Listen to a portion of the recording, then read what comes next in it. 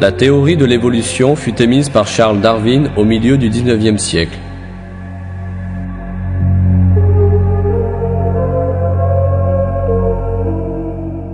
Cette époque était très différente de la nôtre, car la science et la technologie n'étaient que peu développées.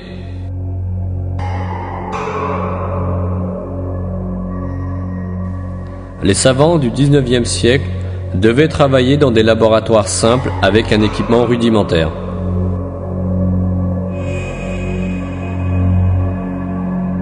Avec les instruments dont on disposait à l'époque, on ne pouvait même pas observer les bactéries.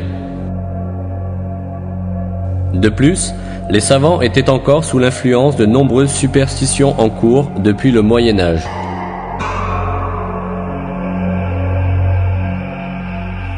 L'une de ces croyances était que la vie avait une forme simple.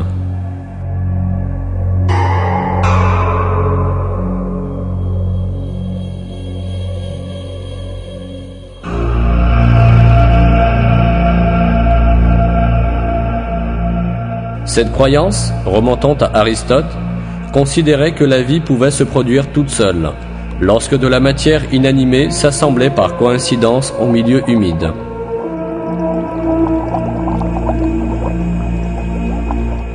En élaborant sa théorie, Darwin s'appuya sur la croyance que la vie avait essentiellement une structure simple.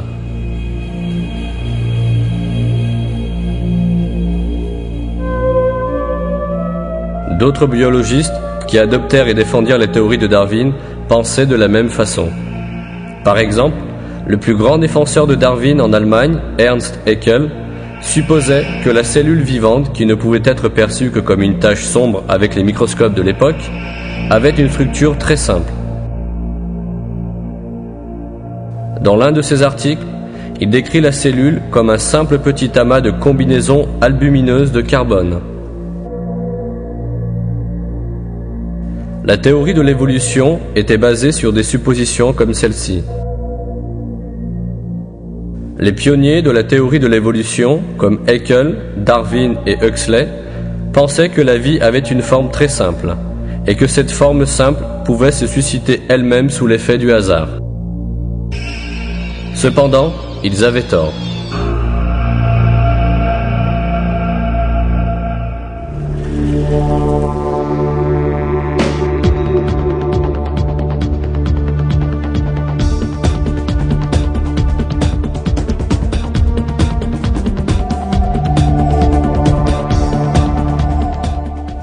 Au cours du siècle et demi qui s'est écoulé depuis l'époque de Darwin, des pas géants ont été effectués par la science et la technologie.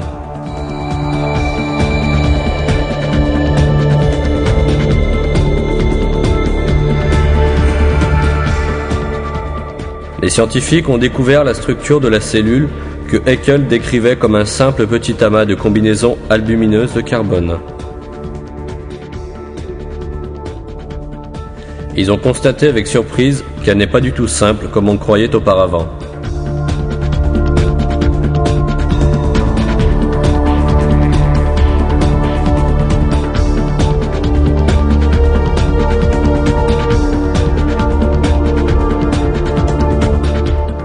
On a découvert que la cellule est dotée d'un système si complexe qu'on n'aurait même pas pu l'imaginer à l'époque de Darwin.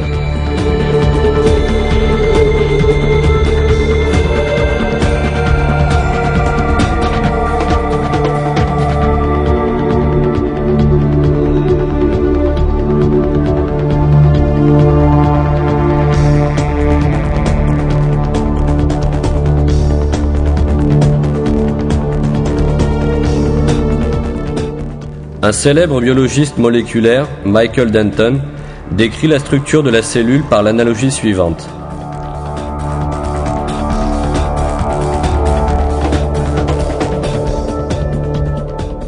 Pour décrire la réalité de la vie telle qu'elle a été révélée par la biologie moléculaire, nous devons agrandir la cellule 1 million de fois jusqu'à ce qu'elle ait un diamètre de 20 km et ressemble à un vaisseau spatial assez grand pour recouvrir une grande ville comme Londres ou New York. Ce que nous verrions alors, ce serait un objet d'une complexité, d'une faculté d'adaptation inégalable. À la surface de la cellule, nous verrions des millions d'ouvertures comme les hublots d'un immense vaisseau spatial.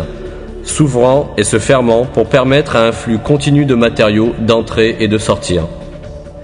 Si nous entrions par l'une de ces ouvertures, nous nous trouverions dans un monde de la plus haute technologie et d'une complexité époustouflante.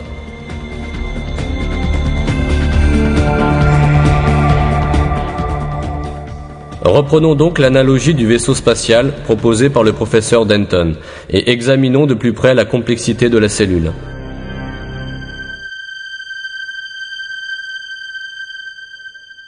Notre voyage commence avec les hormones qui sont à la recherche d'une cellule appropriée.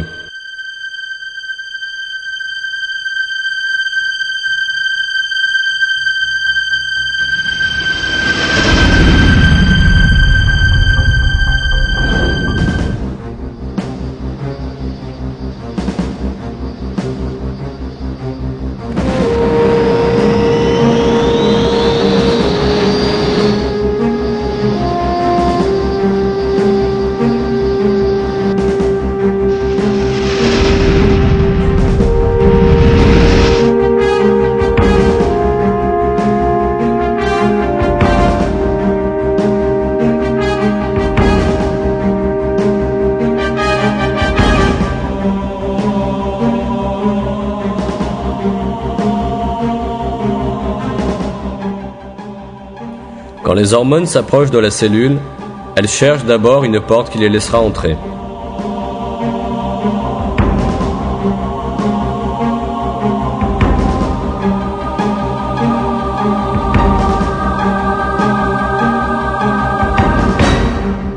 Les portes de la cellule opèrent de manière sélective.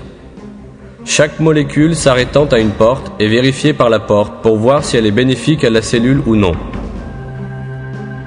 Les portes ne s'ouvrent que pour les molécules utiles.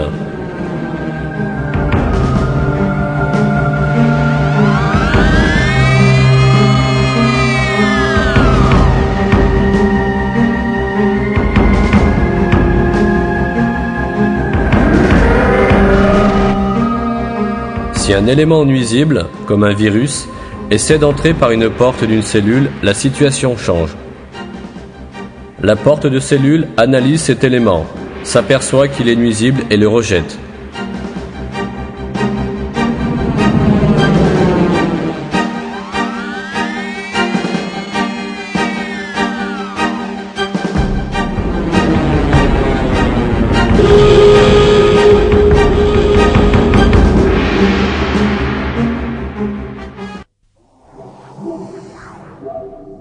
Quand les hormones passent la porte, elles sont immédiatement prises en charge par des protéines spéciales qui exécutent les fonctions de la cellule.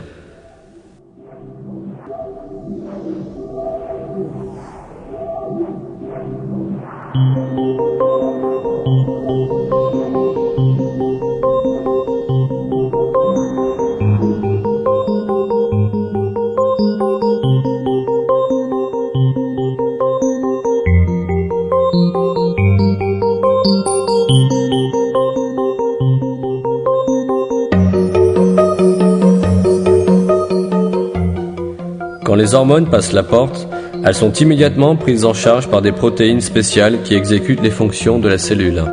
Ces protéines sont appelées enzymes.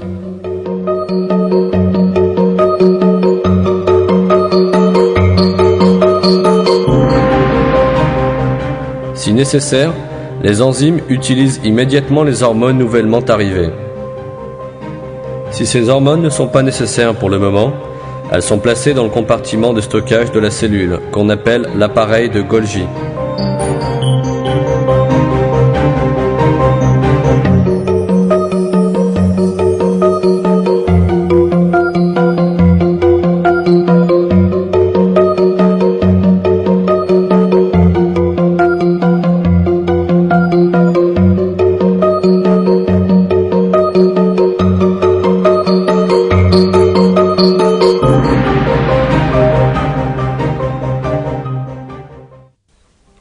Certaines molécules, comme l'insuline qui transporte les molécules de sucre, sont trop grosses pour passer par les portes d'une cellule.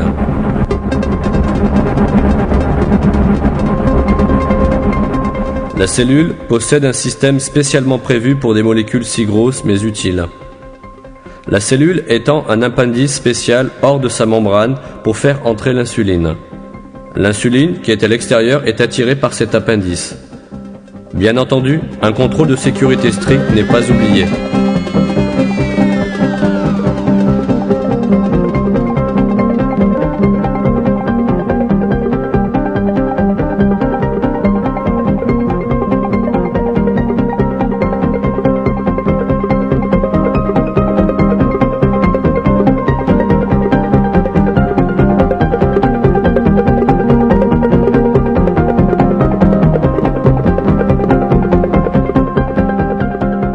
Une fois à l'intérieur, des enzymes transporteuses spéciales récupèrent soigneusement les molécules de sucre de l'insuline.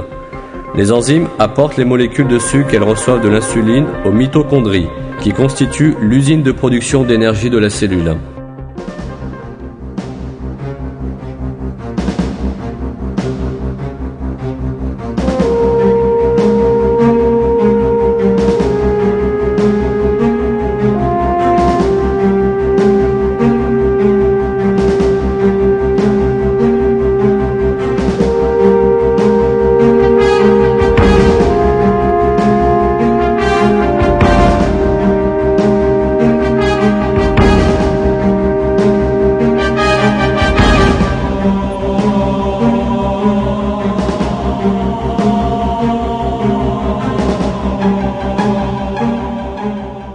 La tâche de la mitochondrie est de briser les molécules contenant de l'énergie qu'elle reçoit, afin que la cellule puisse les utiliser.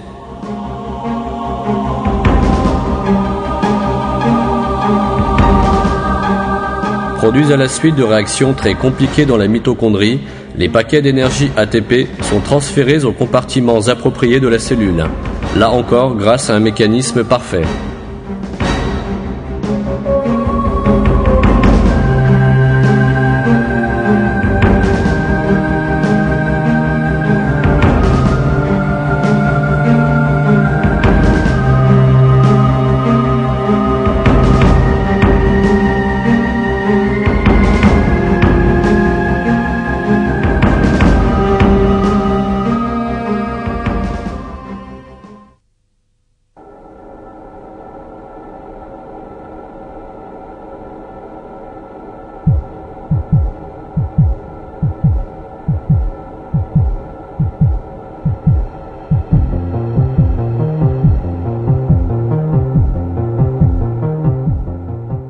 Des canaux spéciaux appelés réticulum endoplasmique s'occupent du transport à l'intérieur de la cellule.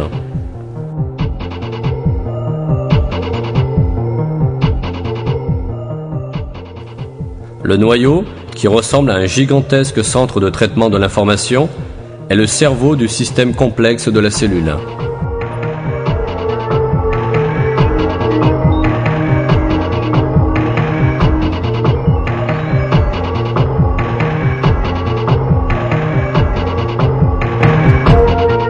À l'intérieur de la cellule se trouvent les chromosomes, dont chacun est une immense base de données. Les chromosomes sont constitués de chaînes d'ADN enchevêtrées. Les plans détaillés de tous les systèmes présents dans la cellule sont codés dans ces chaînes d'ADN.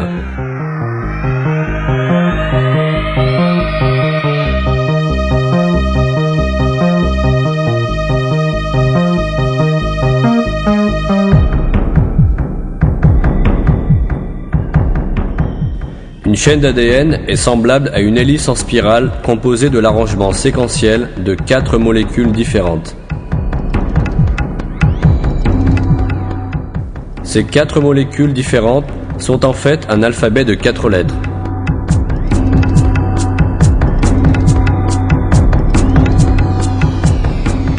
Grâce à cet alphabet, une énorme quantité d'informations qui remplirait des centaines de volumes d'une encyclopédie est codée dans la molécule d'ADN.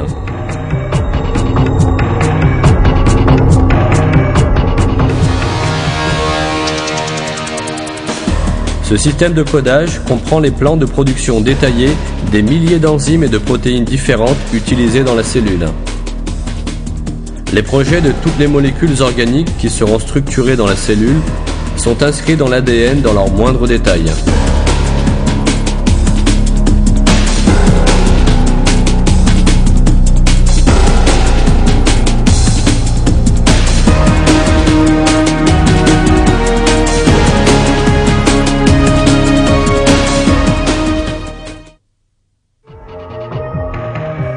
La production d'une molécule organique, telle qu'une protéine, commence par l'identification du gène contenant l'information requise parmi l'ADN se trouvant dans les chromosomes.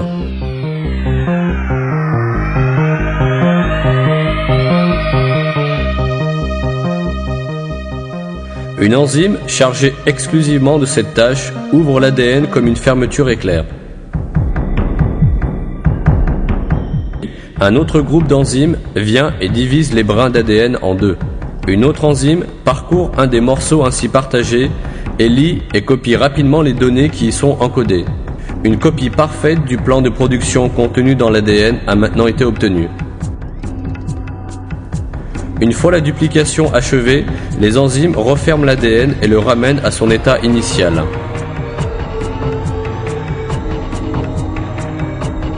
La copie effectuée d'après l'ADN est appelée ARN messager.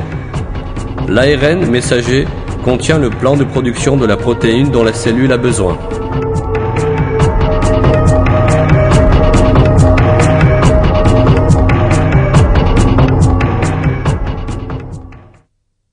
La production de protéines elle-même a lieu à un autre endroit de la cellule.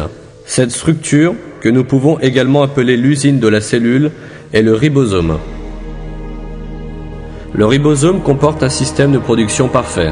L'ARN messager pénètre par une extrémité du ribosome et progresse lentement. Pendant ce temps, des transmetteurs, appelés molécules ARN de transfert, transportent jusqu'au ribosome les acides aminés, qui sont les composants nécessaires à la production de la protéine, dans un état complet et dans l'ordre correct.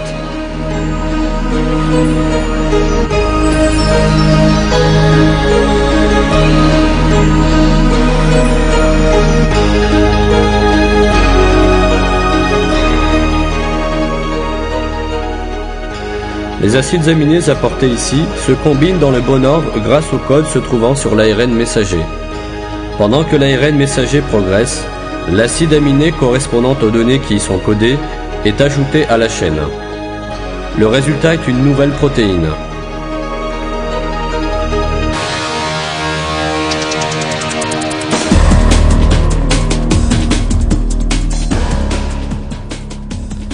La moindre erreur dans la séquence de l'acide aminé rendrait la protéine ainsi produite inutilisable.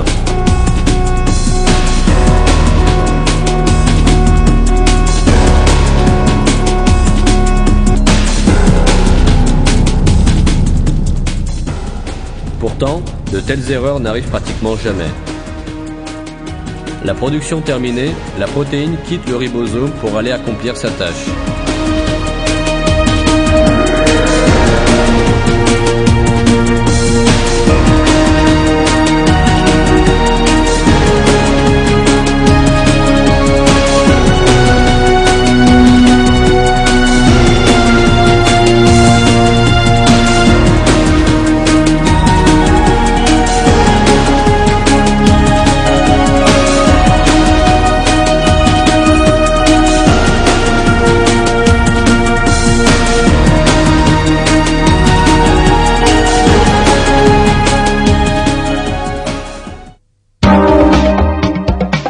Tous ces processus extraordinaires ne se déroulent pas loin de vous, mais à l'intérieur de votre propre corps. Ces événements que nous avons simplifiés ici sont en réalité bien plus compliqués et se répètent sans cesse dans chacune des 100 milliards de cellules de votre corps.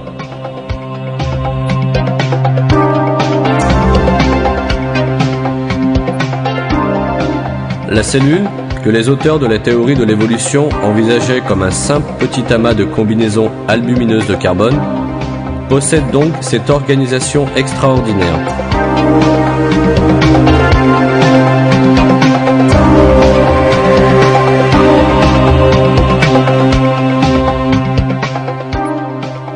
Ce système merveilleux n'aurait certainement pas pu apparaître par hasard, comme le prétend la théorie de l'évolution. Lorsque tous ces détails de la biologie cellulaire furent révélés et compris, la théorie de l'évolution subit un grand coup.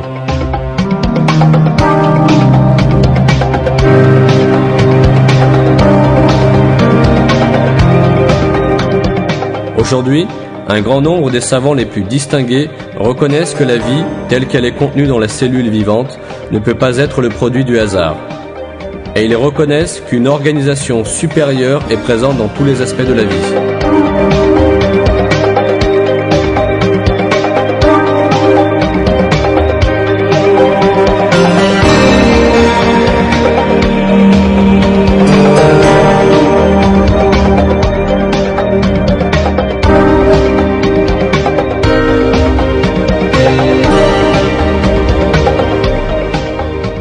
L'un de ces savants est Michael Behe, un professeur de biochimie américain réputé.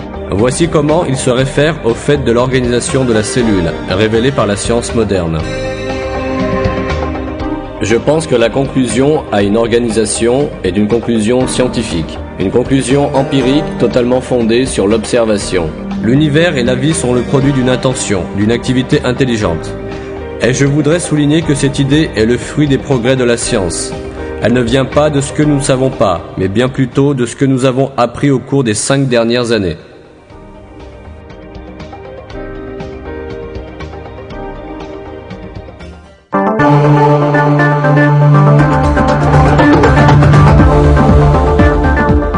La science montre bien en effet que tous les êtres vivants ont été produits à la suite d'une création consciente. Ne parvenant pas à expliquer les systèmes complexes à l'intérieur d'une seule cellule vivante, la théorie de l'évolution ne parvient pas non plus à expliquer l'organisation présente dans le corps des êtres vivants. Par exemple, l'aérodynamique de l'aile d'un oiseau, les techniques de chasse extraordinaires de l'araignée, un insecte conçu de façon à ressembler à une feuille et pouvant ainsi se camoufler, le dessin en forme d'œil sur l'aile d'un papillon, ou le sentiment de compassion chez les animaux. La vie, avec tous ces détails parfaitement organisés, est de toute évidence le produit d'une création supérieure.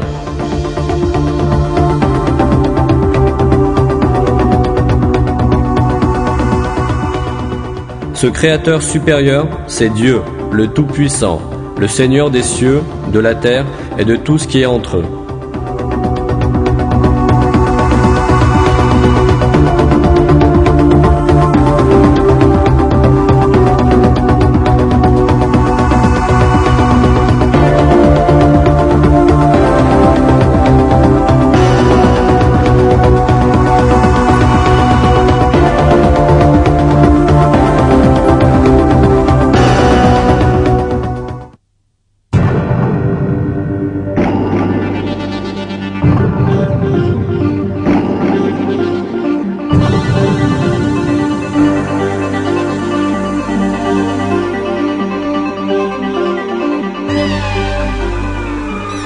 Lorsque vous regardez autour de vous en plein air dans un vaste champ, vous voyez facilement les objets les plus lointains et les plus proches, avec toutes leurs couleurs, leurs formes et leur taille. Cette vision, que vous avez obtenue sans faire le moindre effort, est le résultat de nombreuses réactions et interactions complexes à l'intérieur de votre corps. Regardons maintenant de plus près ces opérations compliquées.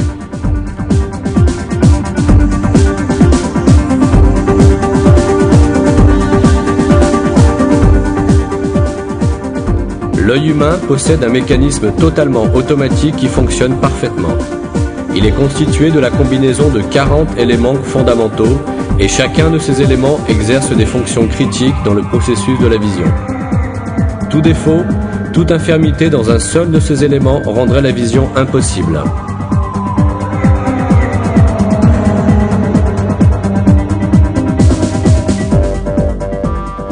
La couche transparente sur le devant de l'œil est la cornée.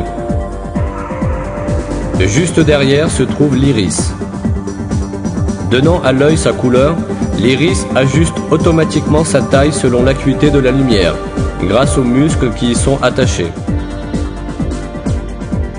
Par exemple, si nous sommes dans un endroit obscur, l'iris se dilate pour faire entrer le plus de lumière possible. Quand la lumière augmente, il se contracte pour réduire la quantité de lumière pénétrant dans l'œil.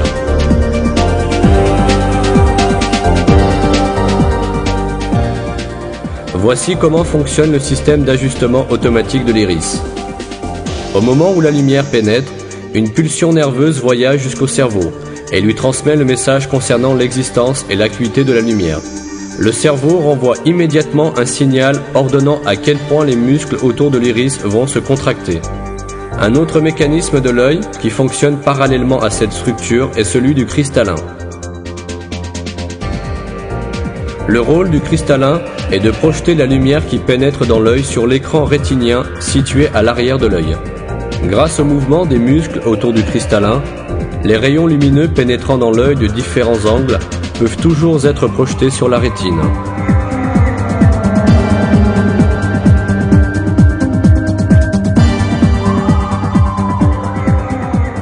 Tous les systèmes que nous avons décrits sont infiniment plus petits, mais aussi infiniment plus perfectionnés que les instruments mécaniques inventés par la technologie moderne pour imiter l'œil.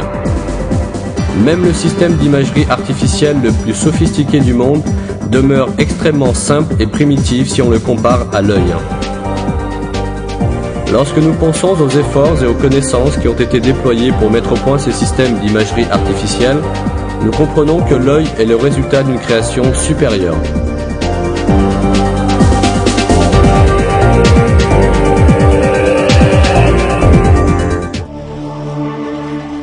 Si nous examinons une seule cellule de l'œil au niveau microscopique, la supériorité de cette création apparaîtra plus clairement encore.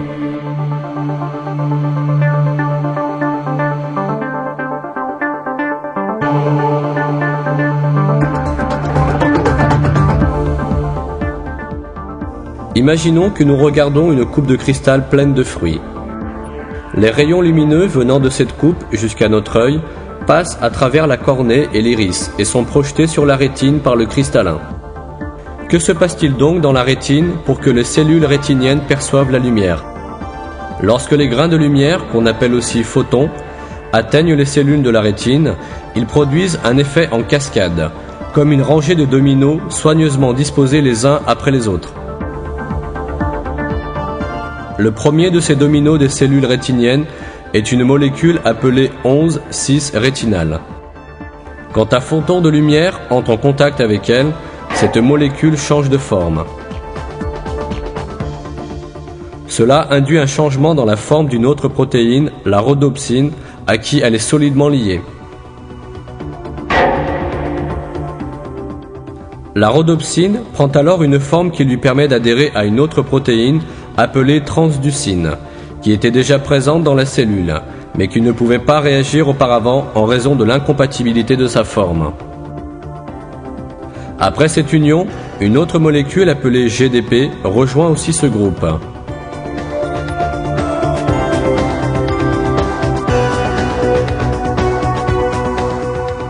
Maintenant, deux protéines, la rhodopsine et la transducine, et une molécule chimique appelée GDP se trouvent liées ensemble. Toutefois, le processus ne fait que commencer.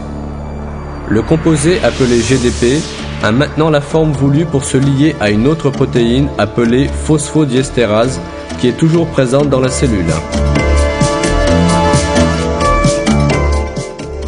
Ce lien effectué, la forme de la molécule ainsi produite enclenchera un mécanisme qui commencera une série de réactions chimiques à l'intérieur de la cellule. Ce mécanisme modifie la concentration d'ions de la cellule et produit de l'énergie électrique. Cette énergie stimule les nerfs situés tout au fond de la cellule rétinienne. Par voie de conséquence, l'image qui est parvenue à l'œil en tant que photon de lumière entame son voyage en tant que signal électrique. Ce signal contient l'information visuelle au sujet de l'objet extérieur.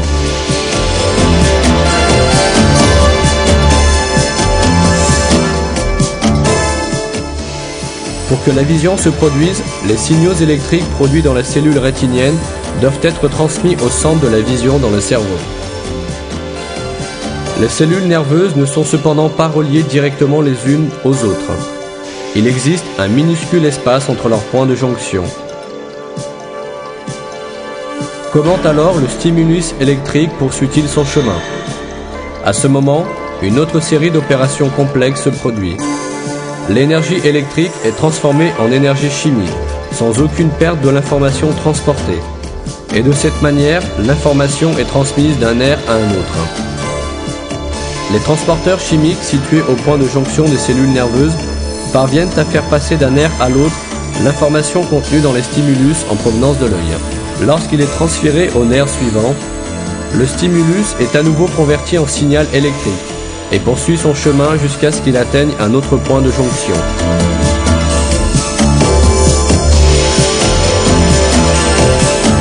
Poursuivant ainsi son chemin jusqu'au centre de la vision dans le cerveau, le signal est comparé aux informations présentes dans le centre de la mémoire et l'image est interprétée. Enfin, nous voyons la coupe de fruits dont nous parlions grâce à ce système parfait constitué de centaines de petits détails.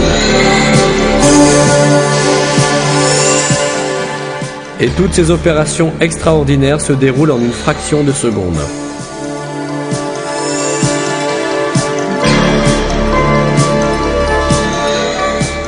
De plus, étant donné que la vision a lieu continuellement, le système est sans cesse en train de répéter ces étapes. Par exemple, les molécules entrant en jeu dans la réaction en chaîne de l'œil sont à chaque fois restaurées à leur état initial et la réaction recommence.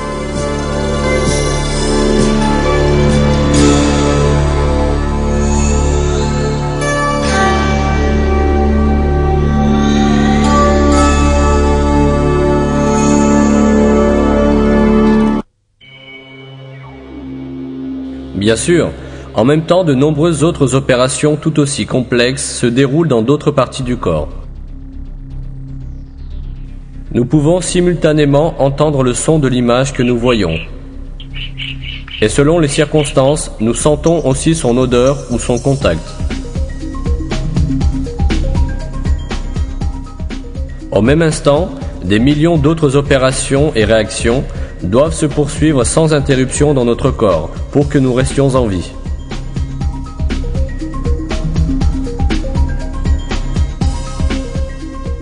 La science primitive de l'époque de Darwin ne savait rien de tout cela. Cependant, malgré cela, même Darwin se rendait compte de l'extraordinaire complexité de l'œil. Il reconnut son désespoir dans une lettre qu'il écrivit à Asa Gray le 3 avril 1860, où il disait « La pensée même de l'œil me glace tout le corps ». Les propriétés biochimiques de l'œil, qui ont été découvertes par la science moderne, ont porté au darwinisme un coup plus grave encore que Darwin n'aurait pu l'imaginer.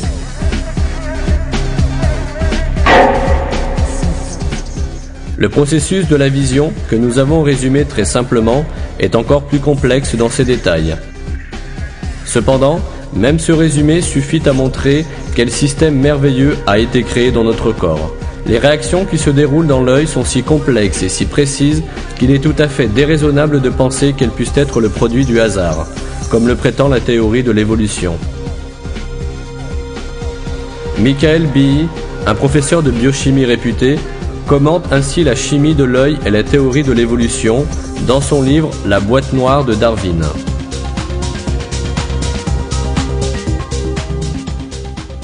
Maintenant que la boîte noire de la vision a été ouverte, une explication évolutionniste de cette faculté ne peut plus se contenter de considérer uniquement les structures anatomiques des yeux dans leur ensemble, comme le faisait Darwin au XIXe siècle.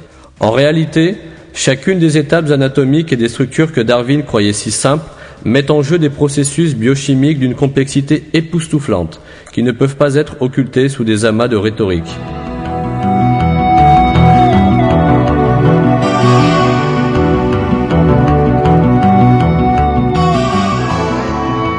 Mais comme nous l'avons vu, la théorie de l'évolution est incapable d'expliquer un seul système dans une seule cellule vivante, et à plus forte raison d'expliquer la vie dans son ensemble. Ayant totalement démoli l'hypothèse que la vie était simple, la science a démontré à l'humanité un fait très important.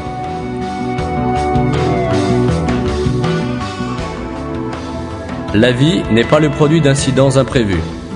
Elle est le résultat d'une création parfaite. La création parfaite d'un créateur supérieur qui a suscité la vie, qui est Dieu, le Seigneur de tous les mondes.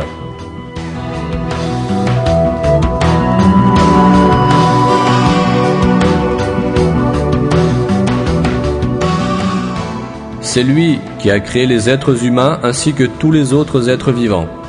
Et l'homme est responsable devant son Seigneur qui l'a créé. Dieu rappelle cette vérité à l'homme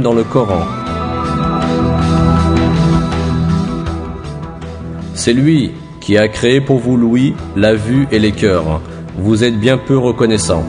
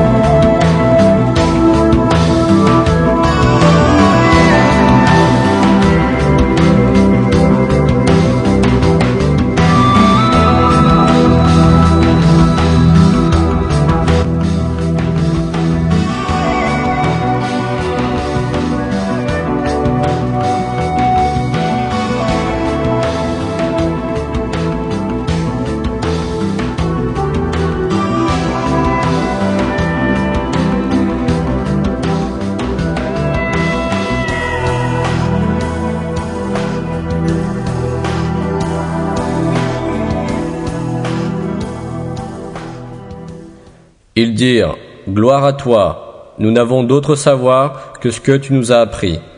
C'est toi qui es l'omniscient, le sage.